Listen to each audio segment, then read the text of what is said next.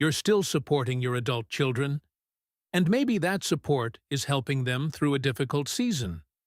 But what if the same help is quietly costing you the retirement you worked for? The hardest part is knowing when support is love, and when it starts becoming something neither of you can truly afford. Diane and Mark Whitfield never imagined they'd be having this conversation at 58 and 61. They had done things the way they were taught. They paid off their house in their 40s. They kept a steady rhythm of contributions to their retirement accounts.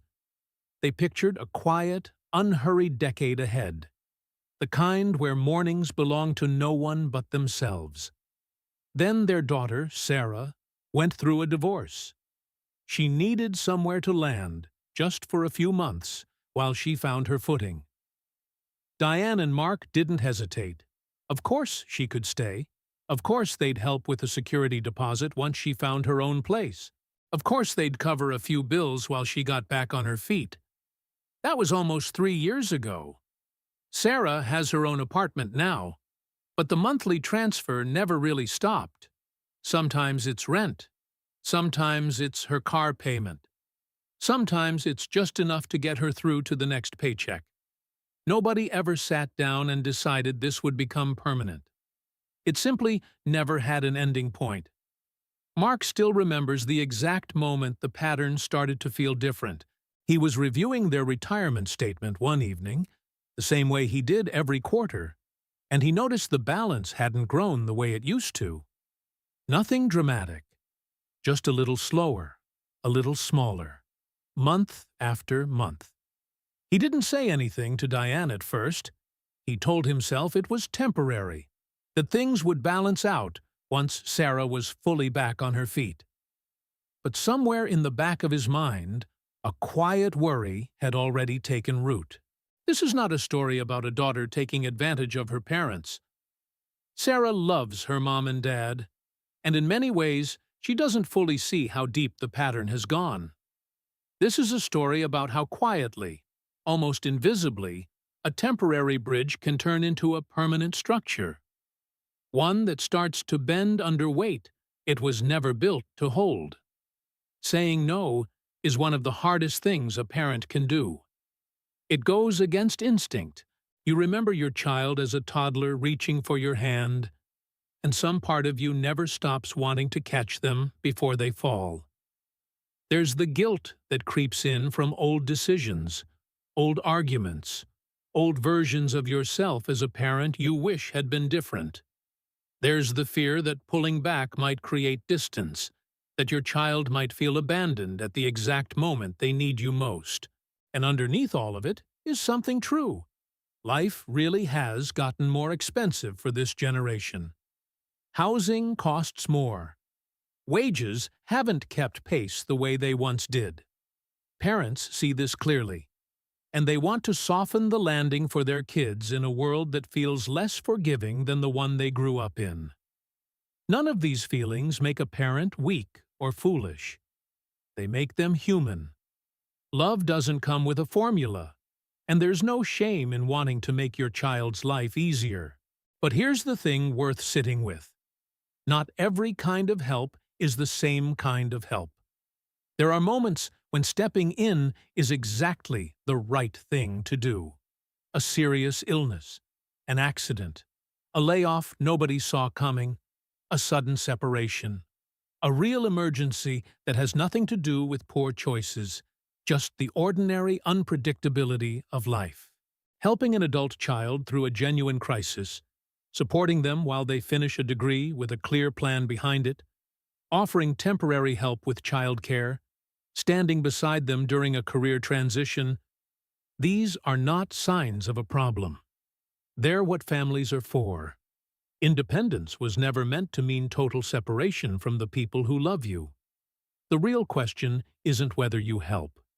It's what kind of help you're offering. There's a version of support that makes someone stronger. It has a clear reason behind it. It has a timeline. It has a defined amount, not an open-ended one. It asks something of the person receiving it, some effort, some change, some movement forward. It's connected to a next step, and it actually improves the person's ability to stand on their own once it ends.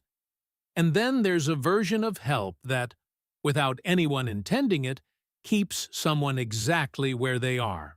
It repeats month after month without ever being named or discussed. It has no finish line. It quietly absorbs the consequences of the same decisions over and over, so those consequences never have room to teach anything. It sustains a lifestyle the person genuinely can't support on their own. It removes the pressure that would otherwise push someone toward a necessary change. And for the parents giving it, it starts to feel like something they can never stop, because stopping now would feel like pulling the rug out from under someone they love. The difference isn't about how much you care. Both kinds of help can come from the exact same love. The difference is in the structure underneath it. And once you know what to look for, that difference becomes much easier to recognize. So how do you tell them apart, especially when you're standing in the middle of it, worried and unsure? A simple gut check can help before the next transfer, the next check, the next, just this once. Ask yourself if this is a genuine emergency, or if it's the same pattern showing up again in a different outfit.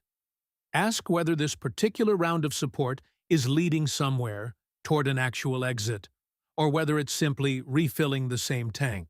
Ask if your adult child is also doing something differently this time, or if you're the only one making a change. Ask honestly whether you can offer this without touching the money set aside for your own security. And ask yourself, gently but truthfully, whether you're acting out of thoughtful love or reacting out of guilt and fear in the moment. That last question is often the hardest one to answer honestly, and often the most important.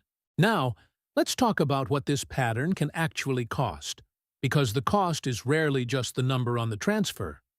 Every dollar that leaves your account before it reaches your investments is a dollar that never gets the chance to grow for you. Multiply that over years, and a modest monthly amount can quietly become a retirement pushed back by a year, 2 years, sometimes more.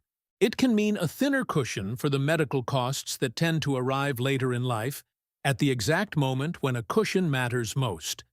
It can create quiet tension between spouses, one of them worried and one of them not ready to say no, both of them avoiding the conversation because it feels disloyal to even bring it up at the dinner table.